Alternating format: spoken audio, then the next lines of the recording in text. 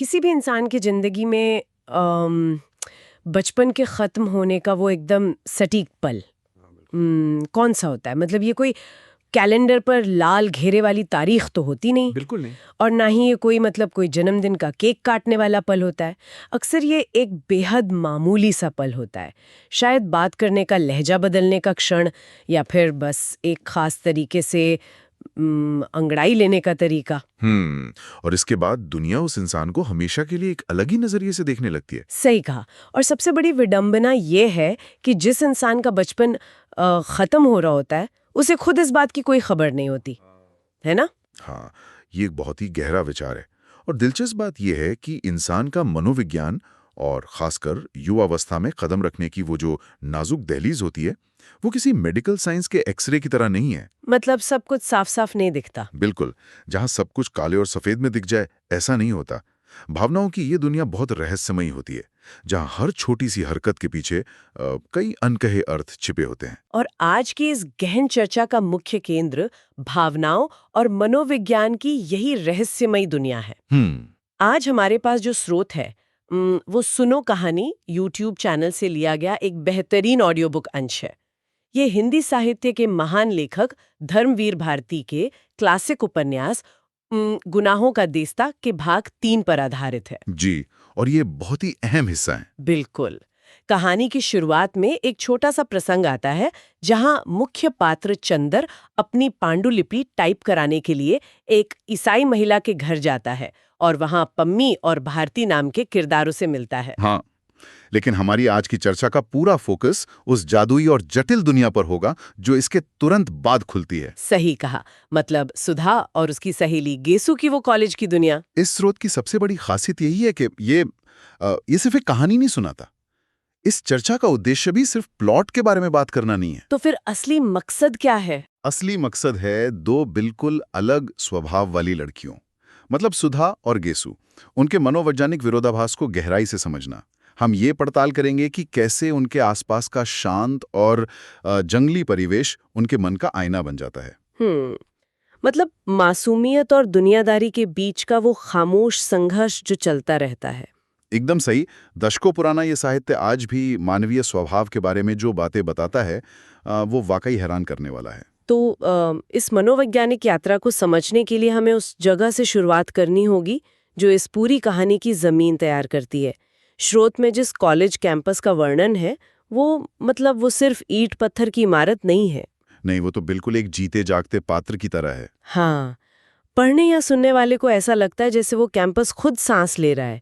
शहर के शोर शराबे से बिल्कुल दूर एक ऐसा शांत और देहाती नज़ारा है, जहाँ महुआ के पेड़ हैं और दोपहरिया के नीले फूल खिले हैं। और वो पुराना पीपल का पेड़ जिस पर गिलोई की लताएं लिपटी हुई हैं। अरे हाँ, और वहाँ करौंदे की झाड़ियों के पीछे सांही की मांद है, और मतलब यहाँ तक कि नागफनी के झुरमुट के पास एक लोमड़ी भी देखी गई है। ये कोई आम कॉलेज तो बिल्कुल नहीं लगता। यहाँ लेखक की चतुराई देखने लायक है। मैं कहूँगा कि किसी भी कहानी में प्राकृतिक वातावरण का इतना बारीक इस्तेमाल सिर्फ सजावट के लिए नहीं होता। तो इसका और क्या मतलब हो सकता है? ये पूरा शांत, रहस्यमयी और एक तरह से जंगली आकर्षण वाला वातावरण सीधे तौर पर गेसु के चरित्र की नींव रखता है। गेसु एक ऐसी लड़की है जो आम की शाखाओं के नीचे लेटकर घंटों आसमान देखने और सपने बुनने की आदी है। समझ रही हूँ। वो प्रकृति के हर छोटे बड़े रहस्य से वाकिफ है। ये परिवेश हमें समझाता है कि उसका मन किस तरह की आबो हवा में पनपा है। और अगर ये प्राकृतिक परिवेश इतना दिलचस्प है, तो गेसु का पारिवारिक बैकग्राउंड तो और भी ज्यादा चौंकाने वाला है। बिल्कुल, वो शहर के मशहूर रईस साबिर हुसैन कासमी की सबसे बड़ी बेटी है। हाँ, लेकिन जब स्रोत में उसकी माँ के चरित्र का वर्णन आता है, तो मुझे ऐसा लगा जैसे किसी कोकी इंडी फिल्म की कहानी चल रही हो। मतलब जहाँ हर बात में एक अजीब सा ड्रामा होता है। हाँ, ये तुलना बहुत सटीक है ना? उनकी माँ एक बहुत ही मशहूर लेकिन एकदम एकांत प्रिय शायरा है। उनका अपना एक प्रकाशित दीवान है, लेकिन वो बाहरी दुनिया से बिल्कुल कटी रहती हैं। और उनके बच्चों के नाम देखिए। बड़ी बेटी का नाम गेसु यानी जुल्फें, छोटी का नाम फूल और बेटे का नाम हसरत। मतलब इस परिवार की हर छोटी चीज में एक भारी काव्यात्मक पुट है। इस पारिवारिक ढांचे को समझना बहुत जरूरी है, क्योंकि यही वो सांचा है जिसमें उम्मे गेसु का व्यक्तित्व ढला है। गेसो को शायरी, कला और घास फूस से बात करने का जो शौक है वो अपनी माँ से सीधा विरासत में मिला है। लेकिन इस कलात्मकता के साथ साथ उसकी माँ के व्यवहार में जो एक अजीब सा विरोधाभास है, अब वो मनोवैज्ञानिक रूप से बहुत असर डालता है। बिल्कुल। और उस विरोधाभास का सबसे मजेदार उदाहरण वो हुक्के वाला किस्सा है। स्रोत में बताया गया है कि गेसु की माँ को अपने पति के हुक्के से बहुत चिढ़ है। हाँ, और ये किस्सा बहुत कुछ कहता है। मतलब आम जिंदगी में अगर किसी को किसी चीज से चिढ़ होती है तो वो उसे हटा देता है या कम से कम शिकायत तो करता ही है। सही बात है। लेकिन यहाँ गेसु की माँ ने अपनी नाराजगी जाहिर करने के लिए उस हुक्के का एक बेहद काव्यात्मक नाम ही रख दिया है, आतिश फिजा, जिसका मतलब है आग उगलने वाला। ये सच में दिलचस्प है। ये एक अजीब तरह का मतलब पैसिव अग्रेसिव तरीका है जहां घरेलू नाराजगी को भी शायरी का रूप दे दिया गया है। और यही पर सबसे दिलचस्प बात यह है कि यही वो अहम बिंदु है जहां से गेसु के व्यक्तित्व की सबसे बड़ी खूबी जन्म लेती है। वो कैसे? जब कोई बच्चा ऐसे माहौल में बड़ा होता है जहां माता पिता बहुत अधिक भावुक, सनकी या अपनी दुनिया में खोए रहते हैं, तो अक्सर उस बच्चे को बहुत कम उम्र में ही व्यवहारिक बनना पड़ता है। ओह अच्छा, तो गेसु के साथ भी यही हुआ है। हाँ, वो अपनी माँ की शायरी को समझती है, उसे पसंद करती है, लेकिन साथ ही वह चीजों के क्रियात्मक यथार्थ को भी बहुत अच्छी तरह पहचानती है। थोड़ा रुकते हैं। ये क्रियात्मक यथार्थ सुनने में काफी भारी और अकादमिक शब्द लगता है। हाँ, थोड़ा भारी तो है। अगर मैं इसे रोजमर्रा की जिंदगी के नजरिए से समझूं, तो क्या ये वैसा ही है जैसे किसी को एक बहुत पुरानी खूबसूरत विंटेज कार देखने में बड़ी आकर्षक लगे? बताइए। मतलब वो उसके डिजाइन की, उसके रंग की तारीफ करे, लेकिन साथ ही उसका दिमाग ये भी जानता हो कि सिर्फ सुंदरता से काम नहीं चलेगा, रोज दफ्तर जाने के लिए उस कार में एक चालू इंजन का होना बहुत जरूरी है। ये एकदम सटीक तुलना है। गेसु उस विंटेज कार की खूबसूरती पर कविता लिख सकती है, लेकिन वो ये भी जानती है कि बिना इंजन के वो कार किसी काम की नहीं है। सही बात है। उसे कला का शौक है, लेकिन दुनिया कैसे चलती है इसका पूरा व्यावहारिक ज्ञान उसके पास है। और यहीं से इस कहानी का सबसे बड़ा और सबसे खूबसूरत मनोवैज्ञानिक विरोधाभास सामने आता है। गेसु और सुधा के बीच का जमीनी अंतर। बिल्कुल। और ये अंतर ही इन दोनों सहेलियों की दोस्ती को इतना खास बनाता है। स्रोत बताता है कि दोनों हरी घास पर लेटकर घंटों बातें करती हैं। और उनकी बातों का दायरा भी तो देखिए कितना बड़ा है। हाँ, वे गालिब की शायरी पर चर्चा करती हैं और फिर अचानक गेसु के भाई हसरत के पिल्ले पर आ जाती हैं। शरद चंद्र के उपन्यासों से लेकर माली के पहने हुए गिलेट के कड़े तक हर विषय पर बात होती है। लेकिन जब दुनिया को देखने के नजरिए की बात आती है तो सुधा बिल्कुल अलग ध्रुव पर खड़ी है। एकदम अलग। जहां गेसु जानती है कि किसी फूल को पसंद करने का व्यावहारिक मतलब क्या है, वहीं सुधा बस उस फूल के जादू में बंधे जाना चाहती है। उसे उसके आगे या पीछे की दुनिया से कोई मतलब नहीं है। सुधा का चरित्र इस कहानी में बहुत ही सूक्ष्म तरीके से बुना गया है। स्रोत में एक पंक्ति है जो सीधे दिल पर वार करती है। कौन सी पंक्ति? उसमें कहा गया है कि सुधा खुद तो कविता नहीं लिखती, लेकिन अपने स्वभाव और गठन से वो खुद ही एक मासूम शायरी बनकर रह गई है। अरे वाह, ये तो बहुत ही खूबसूरत लाइन है। हाँ, और पिछले 2 सालों में उसके अंदर जो गंभीरता और सुकुमारता आई है, वो ऐसी है जैसे उसका पूरा वजूद गीतों के सुरों से बुना गया हो। वो वास्तविकता की जमीन पर पैर ही नहीं रखना चाहती। लेकिन एक मिनट, यहीं पर मेरे दिमाग में एक बहुत बड़ा सवाल आता है। जी, पूछिए। मतलब कोई इतना मासूम कैसे हो सकता है? जब कोई इस विवरण को सुनता है तो एक पल के लिए ये बहुत रुमानी लगता है, लेकिन क्या असल दुनिया में सुधा का ये स्वभाव, ये पूर्ण काव्यात्मकता, ये जो व्यवहारिकता से उसकी एकदम दूरी है, ये उसके लिए एक बहुत बड़ी कमजोरी या कोई भयंकर खतरा नहीं बन जाएगी? ये बहुत ही जरूरी सवाल है। मतलब सुनने वालों को भी शायद लगे कि क्या ये मासूमियत असल में एक ढाल है या दुनिया के सामने एक खुला घाव है? अगर हम इसे मनोविज्ञान की नजर से देखें तो इतनी गहरी मासूमियत अक्सर एक अनजाने बचाव तंत्र, मतलब एक डिफेंस मैकेनिज्म का काम करती है। अच्छा। सुधा बड़ी होने की जिम्मेदारियों से, जीवन की कठोर सच्चाई से अवचेतन रूप से बचना चाहती है। इसलिए वो खुद को सुरों और कविताओं की उस सुरक्षित दुनिया में कैद कर लेती है। मैं समझ रही हूँ। लेकिन जैसा कि आपने कहा, ये एक बहुत बड़ा खुला घाव भी है। सुधा और गेसु वास्तव में एक ही सिक्के के 2 पहलू हैं। गेसु के पास दुनियादारी की समझ है जो उसे एक कवच देती है, और सुधा के पास वो कवच नहीं है। बिल्कुल नहीं। सुधा का हृदय पूरी तरह से खुला और असुरक्षित है।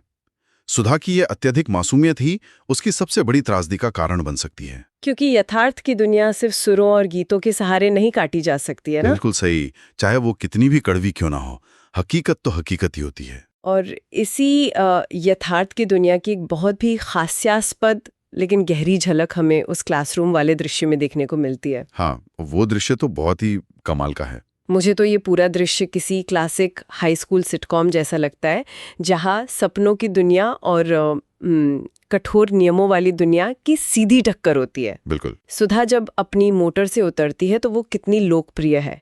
कामिनी उसे और गीसू को सूरज की जोड़ी कहती है। फिर प्रभा सुधा को अपने नोट सुधारने के लिए ले जाती है। लेकिन जैसे ही वे क्लास के अंदर जाती हैं, माहौल एकदम बदल जाता है। माहौल बदलता है क्योंकि क्लासरूम यहाँ उस कठोर, संस्थागत और नियमबद्ध वयस्क दुनिया का प्रतीक है। और उस दुनिया का प्रतिनिधित्व कर रही हैं मिस संभलकर। हाँ, और उनके पढ़ाने का तरीका भी कितना यांत्रिक है। वो अंग्रेजी की किसी किताब से शब्दशः उल्टा यानी अनुवाद कर रही हैं कि रोगियों का खानपान कैसा होना चाहिए। ये तो सच में वो उबाऊ और नीरस दुनिया है जो गेसु और सुधा की कल्पनाओं वाली दुनिया के एकदम विपरीत है। और मिस संभलकर का वो संवाद तो कोई भूल ही नहीं सकता। वो बहुत रूखेपन से बता रही हैं कि आलू नुकसानदेह है, गरम है और मुश्किल से पचने वाला है। हाँ, और इसी बीच एक बेवकूफ़ी भरा लेकिन बहुत ही मासूम सवाल क्लास के एक छात्रा की तरफ से आता है, गांधी जी आलू खाते हैं या नहीं? और इस पर मिस संभलकर का वो कड़क जवाब, I want no political discussion in class. ये पल बहुत ही मजेदार है ना?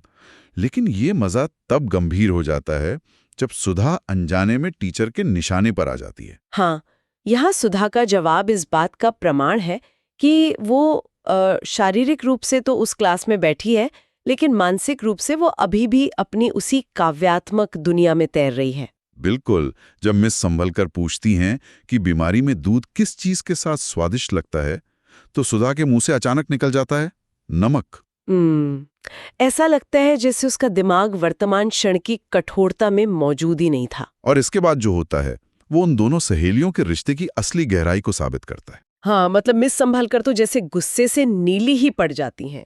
वो सुधा को क्लास से बाहर निकाल देती हैं और गार्डियन को खत भेजने की धमकी तक दे डालती हैं।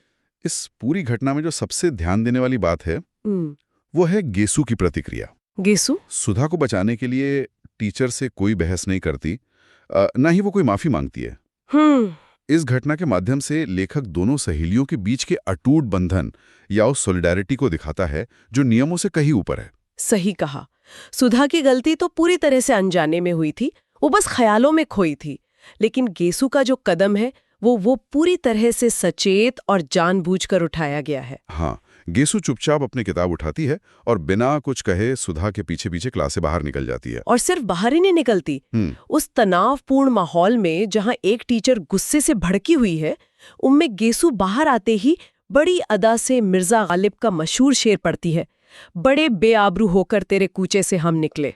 ये जो बेफिक्री है ना, ये बहुत कुछ कहती है, रखती है। और ये शेर पढ़ना सिर्फ एक मजाक नहीं है, ये गेसु का तरीका है उस स्थिति से अपनी ताकत वापस लेने का। ये बहुत दिलचस्प नजरिया है। संस्था या टीचर ने उन्हें अपमानित करके बाहर निकाला, लेकिन गेसु ने उस अपमान को एक शायरी में बदलकर उस पूरी घटना को छोटा कर दिया। ये गेसु का व्यावहारिक और काव्यात्मक दिमाग एक साथ काम करते हुए दिखाता है। कमाल की बात है। तो संस्था के इन कठोर नियमों से निकाले जाने के बाद वे वापस अपनी उसी दुनिया में लौट आती हैं जहां से वे आई थीं, मतलब प्रकृति की गोद में, बैडमिंटन फील्ड के पास घास पर लेटी हुई। और यहाँ लेखक ने जो दृश्य खींचा है वो किसी पेंटिंग जैसा है। आसमान में बादल उड़ रहे हैं और जमीन पर बादलों की सांवली छाया ऐसे दौड़ रही है जैसे खरगोश के मासूम बच्चे दौड़ रहे हों। धूप छांव का जो खेल चल रहा है वो बहुत ही खूबसूरत है। लेकिन इस खूबसूरत प्राकृतिक कैनवास पर जो बातचीत होती है वो बहुत गहरी है। प्रकृति यहाँ सिर्फ एक मूक दर्शक या पृष्ठभूमि नहीं है। तो प्रकृति यहाँ क्या दर्शा रही है? वो उनके मन में चल रहे उथल-पुथल, भविष्य की चिंताओं और खत्म होते बचपन की हकीकत का एक जीवंत रूपक है, एक मेटाफोर है। सुधा आसमान को देखते हुए अपनी एक गहरी इच्छा जाहिर करती है। वो कहती है कि काश उसे शादी ब्याह के इन झंझटों में कभी ना पड़ना पड़े। हाँ, वो बस उस ठहराव को पकड़ लेना चाहती है। वो चाहती है कि उसकी जिंदगी बस यूं ही घास पर लेटकर बादलों से प्यार करते हुए कट जाए। वो सुरक्षित बुलबुले से बाहर नहीं आना चाहती।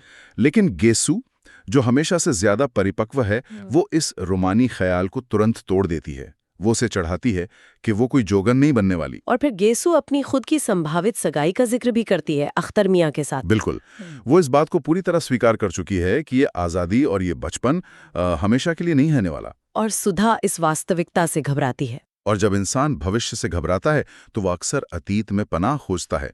इसलिए सुधा तुरंत अपने बचपन की एक याद में लौट जाती है। हाँ, वो अपने गांव की बुआ और स्कूल के पीछे वाले पोखरे से छुपकर कमल तोड़ने की कहानी सुनाने लगती है। वो बहुत उत्साह से बताती है कि कैसे उसकी बुआ डंडा लेकर उसे पकड़ने आती थी और वो पानी में डूब जाने की धमकी देकर उन्हें डराती थी। मतलब ये सिर्फ एक किस्सा नहीं है, ये सुधा की उस सुरक्षित और लापरवाह दुनिया में वापस लौटने की तड़प है, जहां सबसे बड़ी चिंता सिर्फ एक कमल का फूल तोड़ना हुआ करती थी। सही कहा। लेकिन फिर इस पूरे परिदृश्य का अंत एक ऐसे क्षण के साथ होता है जिसने मुझे सच में उलझन में डाल दिया। कौन सा क्षण? स्रोत के अंत में बात करते करते जब सुधा उठने लगती है तो वो बस एक मदमाती हुई अंगड़ाई लेती है। सिर्फ एक शारीरिक क्रिया। लेकिन गेसु अचानक जैसे चौंक जाती है। वो सुधा का हाथ पकड़कर उसे रोक देती है। हाँ, ये हिस्सा बहुत ही महत्वपूर्ण है। और गेसु बहुत ही गंभीरता से कहती है कि ऐसी अंगड़ाई ना लिया कर, इससे लोग समझ जाते हैं कि बचपन करवट बदल रहा है। और फिर वो एक बहुत ही भारी भरकम शेर पढ़ देती है, आसमानों को नींद आती है और ख्वाबे कायनात डूबता। मैं यहाँ सच में विशेषज्ञ से आपसे ये समझना चाहती हूँ कि सुधा के महज एक अंगड़ाई लेने पर गेसु इतनी परेशान क्यों हो गई। एक सामान्य सी शारीरिक क्रिया के पीछे इतना गहरा और दार्शनिक पैनिक क्यों? अगर हम इसे बड़े परिप्रेक्ष्य में देखें तो ये इस पूरे अंश का सबसे शक्तिशाली, सबसे क्लाइमैक्टिक क्षण है। इसे समझने के लिए हमें उस दौर के समाज और महिलाओं के शरीर को देखने के नजरिए को समझना होगा। मतलब ये सिर्फ शरीर के थकने या आराम करने की बात नहीं है। बिल्कुल नहीं। अंगड़ाई लेना यहाँ केवल मांसपेशियों के खिंचाव की बात नहीं है। जब एक छोटा बच्चा अंगड़ाई लेता है तो दुनिया उसमें सिर्फ एक मासूमियत देखती है। हाँ, वो तो है। लेकिन जब एक युवा होती हुई लड़की वैसी ही अंगड़ाई लेती है तो समाज की नजरें, वो मेल गेज, उसे एक शारीरिक और मानसिक संक्रमण के रूप में पड़ता है। ओ, अब समझी मैं। ये शरीर के जागने का, युवावस्था के आगमन का एक खुला संकेत बन जाता है। गेसु इस बात को बहुत अच्छी तरह समझती है कि दुनिया इस शारीरिक भाषा को कैसे इंटरप्रेट करती है। मतलब वो जानती है कि ये अंगड़ाई इस बात का ऐलान है कि बचपन अब खत्म हो चुका है। एकदम सही। सुधा खुद अपने शरीर में आ रहे इस बदलाव और दुनिया की नजरों से पूरी तरह अनजान है। लेकिन गेसु, जो एक यथार्थवादी नजर रखती है, वो इस बदलाव को साफ तौर पर देख रही है। और शायद वो अपनी सहेली को उस बाहरी दुनिया की भूखी नजरों से बचाना चाहती है। हाँ, उस वास्तविकता से बचाना चाहती है जिसके लिए सुधा अभी बिल्कुल भी तैयार नहीं है। बचपन करवट बदल रहा है, ये पंक्ति जितनी काव्यात्मक है उतनी ही डरावनी भी लगती है। बिल्कुल। ये सुनना कि आपका बचपन आपसे बिना पूछे सिर्फ आपकी एक अनजानी सी हरकत से हमेशा के लिए पीछे छूट गया है, ये इंसान के मन में एक अजीब सी उदासी और ठहराव पैदा कर देता है। और ये सच्चाई हर किसी के जीवन में कभी ना कभी तो आती ही है। तो अगर हम स्रोत से मिली इस पूरी जानकारी को एक साथ रख कर देखें तो ये बात पूरी तरह शीशे की तरह साफ हो जाती है कि ये कहानी महज दो लड़कियों के कॉलेज जाने या उनकी गपशप का कोई साधारण किस्सा नहीं है। जी बिल्कुल नहीं। ये मासूमियत जिसकी पूरी तरह से नुमाइंदगी सुधा कर रही है और व्यावहारिकता जिसे गेसु ने एक ढाल की तरह ओढ़ रखा है, इन दोनों के बीच के संतुलन का एक बहुत ही खूबसूरत, मार्मिक और मनोवैज्ञानिक चित्रण है। और प्रकृति यहाँ उनके हर एहसास का, उनके हर डर का आईना बनकर हमारे सामने खड़ी है। और इसके साथ ही ये इस बात का भी गहरा विश्लेषण है कि कैसे एक व्यक्ति की अत्यधिक मासूमियत और वास्तविकता से भागने की जिद उसे इस दुनिया में असहाय और कमजोर बना सकती है। जबकि थोड़ी सी व्यावहारिकता, थोड़ी सी दुनियादारी एक कवच का काम करती है। सही बात है। गेसु अपनी दोस्त की उस नाजुक मासूमियत की रक्षा करने की पूरी कोशिश करती है। लेकिन अंततः वह भी ये जानती है कि समय के इस क्रूर पहिए को, जो बचपन से युवा अवस्था और जिम्मेदारियों की ओर घूम रहा है, उसे किसी भी कीमत पर रोका नहीं जा सकता। बिल्कुल। और इस चर्चा को विराम देने से पहले एक ऐसा विचार है जो किसी को भी अपने आसपास की दुनिया को देखने के नजरिए पर सोचने को मजबूर कर दे। बताइए। हमने सुधा और गेसु के इस पूरे मनोवैज्ञानिक विरोधाभास को गहराई से समझा है। सुधा जैसी पूर्ण मासूमियत और दुनिया को सिर्फ कविताओं और फूलों के नजरिए से देखने की वो चाहत, मतलब किताबों में पढ़ने या दूर से सुनने में बहुत ही रोमानी और खूबसूरत लगती है। हाँ, इसमें कोई शक नहीं है। लेकिन सुनने वालों के लिए एक बड़ा सवाल यह है कि क्या आज की इस बेहद तेजतर्रार, कठोर और पूरी तरह से व्यावहारिक दुनिया में किसी के लिए एक सुधा के रूप में जीवित रहना और सुरक्षित बचना वाकई संभव है? ये सच में एक बहुत गहरा सवाल है। या फिर इस दुनिया की कड़वी सच्चाइयों का सामना करने के लिए और अपनी उन कोमल भावनाओं को बाहरी वार से बचाने के लिए हम सभी को समय के साथ अपने भीतर थोड़ा सा गेसो विकसित करना ही पड़ता है? क्या मासूमियत को जिंदा रखने की कीमत व्यावहारिकता का मुखौटा पहनना है? बिल्कुल यही सवाल है। जैसा कि हमने शुरुआत में कहा था, इंसान के मन और उसके बचपन के उस करवट बदलने को नापने के लिए कोई मशीन या थर्मामीटर नहीं बना है। कुछ चीजें इतनी सूक्ष्म होती हैं कि वे सिर्फ महसूस की जा सकती हैं। और शायद यही इस महान साहित्य की सबसे बड़ी जीत है कि वो बरसों बाद भी इंसान को खुद के अंदर झांकने और अपने खुद के बचपन के छूट जाने वाले पल को तलाशने पर मजबूर कर देता है। बिल्कुल सही कहा आपने। तो इसी गहरे विचार के साथ आज की एक गहन चर्चा हम यहीं समाप्त करते हैं।